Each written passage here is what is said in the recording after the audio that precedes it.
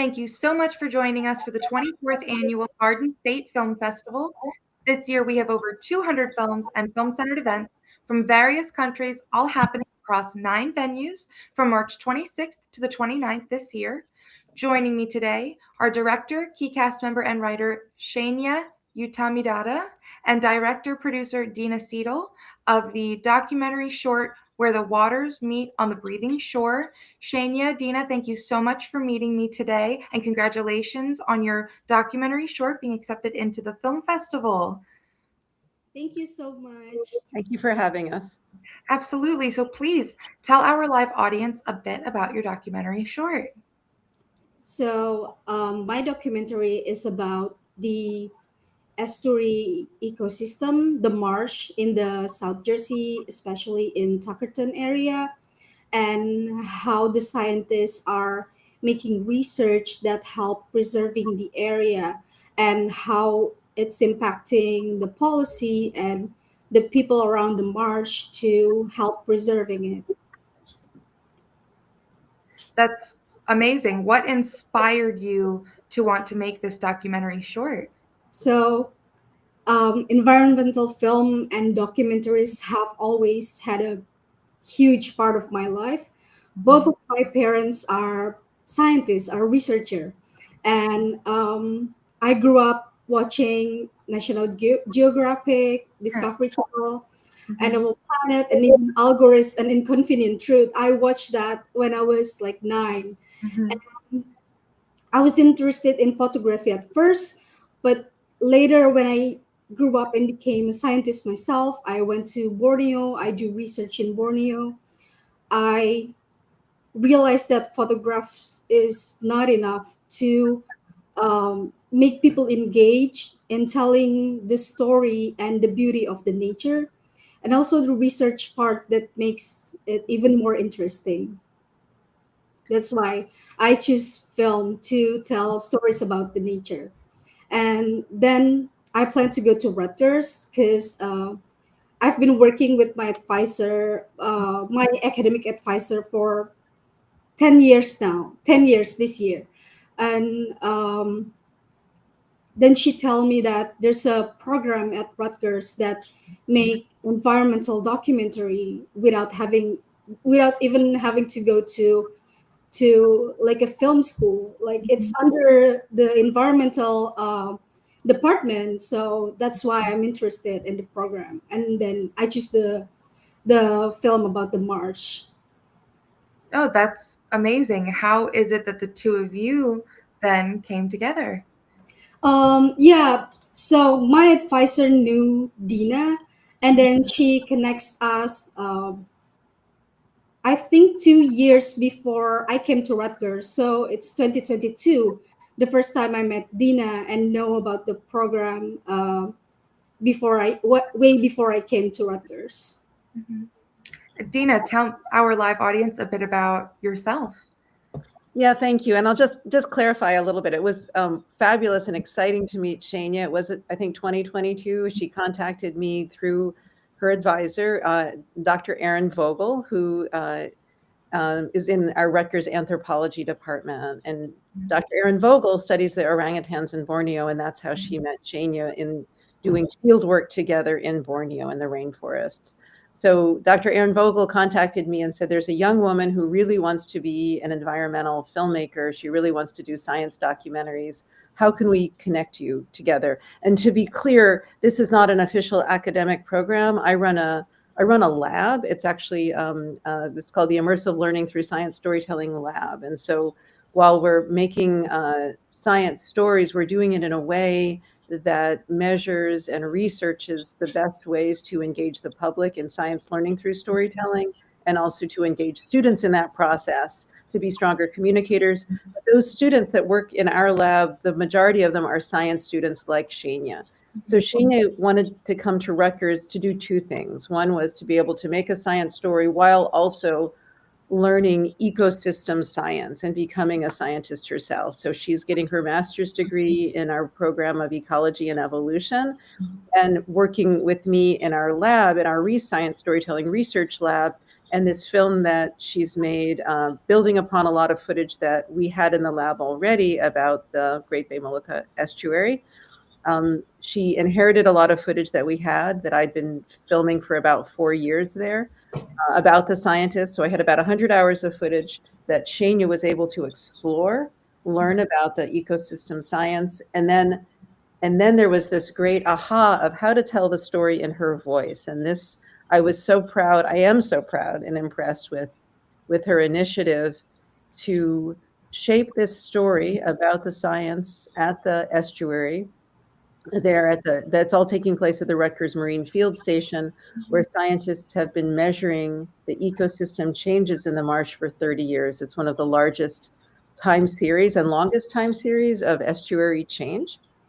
And so what really pulled all of this science and story together was Shania's willingness to go down, meet with the scientists, interview them. We were able to document her in those interviews, all directed. Those interviews were all led and directed by Shania. And then she edited it all together into this beautiful story in her voice. And one thing that I kept saying to her is, I think the young audiences are really going to be attracted and connected to you. You become a messenger as a young scientist, as a young woman scientist, to make the larger public audience and young audiences realize the value and importance of this science. And of course, what's beautiful, as you saw in the film, Emily, is that she's connecting the complexity of the estuary and the biological diversity of the estuary to the rainforest that she had studied in Indonesia. And I believe, correct me if I'm wrong, Shania, but I think that's partly what motivated you. Yeah.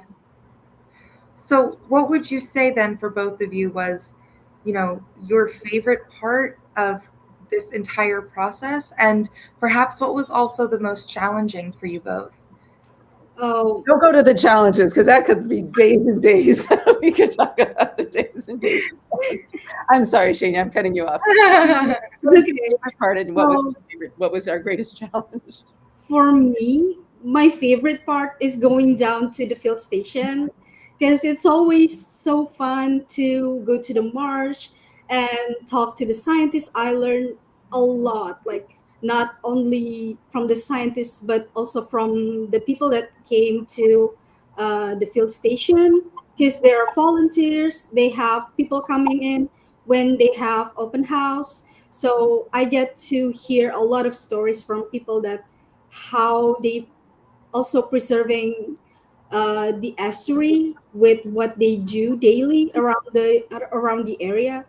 But the biggest challenge for me was to editing it down, because Dina already said we have like hundreds of hours of footage, but I can only have so little compared to that. And choosing the best moments is very hard because for me everything is really interesting. Like if I can put like 16 minutes, oh Mhm. sorry, 60 minutes, I would do it. But it's really hard to tell stories for people nowadays in such um, long film like that. So I want to keep the people that are watching engaged. So we chose 26 minute to keep it like short but still interesting for people to see. That's yeah. No, sorry, please. Yeah, I'll jump in and I'll say what was my favorite part was really watching Shania grow.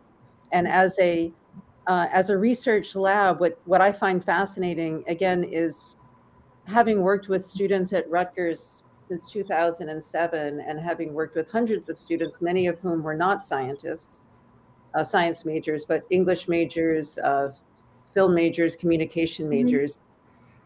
Students come in with different strengths and motivations, right? But the students we're working with now as scientists, their motivations consistently are about communicating science. They have a deep passion and respect for environmental science, and they have a deep passion and respect for biological conservation, preservation, and they really want the public to understand not just the importance of the science, but of the beauty of the world around them, right? And how we can respectfully conserve and work with our natural world. So that motivation for these young people becomes the driver for their storytelling.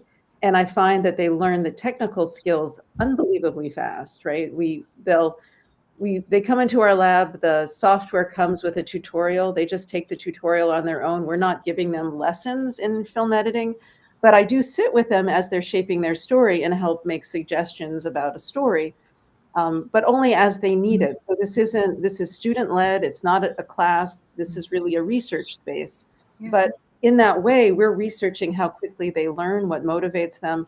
And for Shania to have never edited footage this way, right? She had done some editing prior, but it was more a narration with still images on top of it, right? Would that be correct, Shania? That was more what you had done before. So now she was working with all of this verite footage in the voices of the scientists and shaping a story in the voice of the scientist, and then writing narration that was her own reflection, which was truthfully so poetic. And Shania is a beautifully poetic writer in a language that is not her first language, right?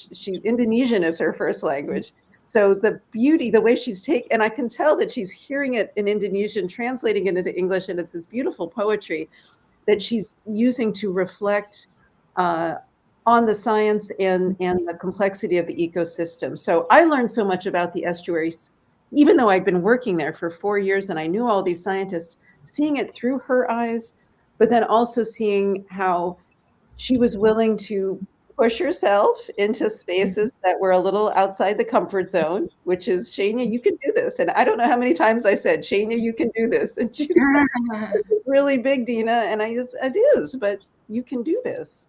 And what makes me so excited is I believe that she now has that confidence and knows that she can, right? And the exciting part will be she has developed on her own, of course, with her advisory team, survey tools that are now going to be used pre and for audiences pre and post screening the film. So she'll be gathering data about how audiences, young audiences, college age audiences are learning about the complexity and the value of this ecosystem and that science in the marsh.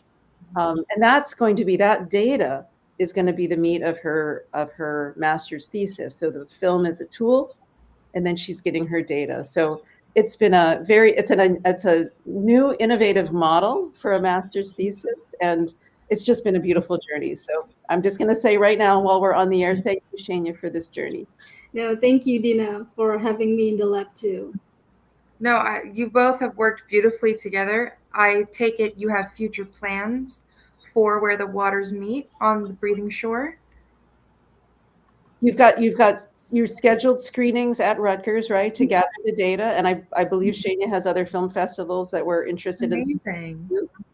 And I hope that it'll also, I think you have plans to show it in Indonesia as well, Shania? Yeah, I'm now planning to go back to Indonesia after my study is done, and I really want to bring it to Indonesia and see where can I screen the film, whether it's school or my college. I'm still thinking about where can I do it, but I definitely want people from Indonesia to watch it. No. I have a question for Shania, though, while I have, because Emily, I just know this is something that drives you. Can you share a little bit why you feel science filmmaking is important for policy, environmental policy, as a tool? So I think the way that film is reaching out to people more versus the journal or articles that made by the scientists, the way that it reaches more to people, and then it can like it help people to think that, oh, this is a good thing to inform the policymaker, and then to push things like policy and everything that they want to do to preserve the ecosystem. So yeah, I think it really connects the way science communication and policy can intertwine with film.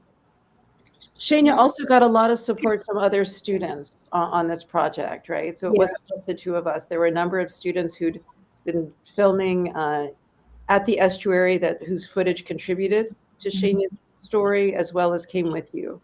So Yeah. I want to give a shout out to people now. Yeah, thank you, everyone. Thank you, guys. And everyone in the lab is so friendly. I've made a lot of friends in the lab. We hang out a lot together, actually. We do yoga, we do discussions outside the lab too. So it's been really a great journey for me here. No, this is amazing. Thank you both so much for taking this time with me to interview and talk about how important of a piece you've brought. I wish I could, I know this could go on for like an hour with the amount of information, but will I be able to meet you both at the festival this March? Yes.